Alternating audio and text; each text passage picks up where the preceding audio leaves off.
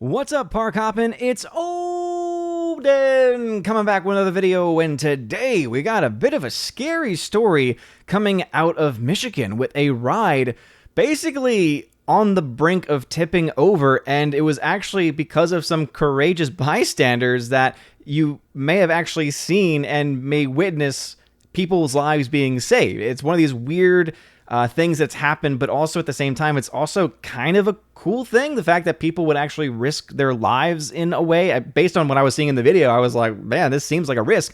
It's pretty awesome. So we'll go ahead and cover that story and look at a couple of bits of the footage that we have of it. But before we go any further, please make sure that you smash that like button and also make sure that you're subscribed to the channel. We just passed 9,000 subscribers here on Park Hoppin'. So again, thank you all very much for your love and for your attention. So as it says here from FoxNews.com, Michigan Carnival ride disaster. Video shows bystanders rush to stop magic carpet from falling over. Now, this is not the Disney World magic carpet ride. This is not Aladdin magic carpet. This is more of the groovy 60s magic carpet ride. Another magic carpet ride. Attendees at the 95th Annual National Cherry Festival in Traverse City helped hold the swaying ride. I've actually been to Traverse City. I was doing a nonprofit production work in California, and one of our movies that we worked on, we actually went to Traverse City. Very lovely airport, very, very small, but crazy stuff happening at the Cherry Festival. It says a Michigan festival almost turned disastrous when a Carnival Park ride started swaying and threatening to tip over.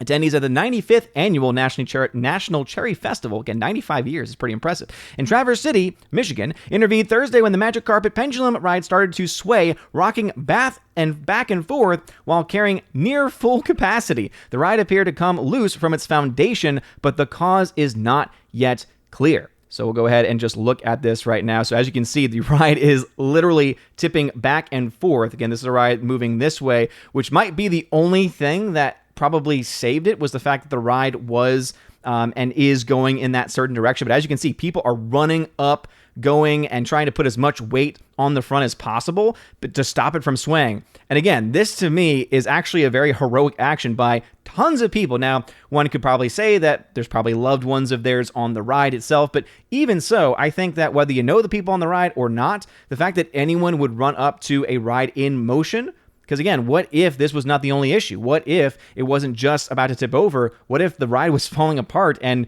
one of them was potentially going to get hit by this swinging pendulum? I mean, that's pretty much a death sentence in that way, but it's still really crazy just to see this in action, to see the ride, swinging back and forth like that. But also, obviously, it's going to probably lead to a well-deserved lawsuit and tons of questions that hopefully get some answers, because that's pretty crazy stuff. It goes on to say, video posted to social media shows about a dozen people leaping into action by trying to anchor down the ride from the front and stabilizing it. The ride came to a stop several minutes later. Riders walked off the ride to a crowd of cheering people. Witnesses said the ride's harnesses remained locked. So at the very least, that's one good thing for the ride, not so much for the foundation trying to hold it together. Operators shut the ride down after everyone was safely on the ground, and it was disassembled by Friday morning. The festival ends Saturday. So at the very least, they were like, no, we're not going to try and fix it. We're not going to try and get the issue going. No, we're just going to take it down.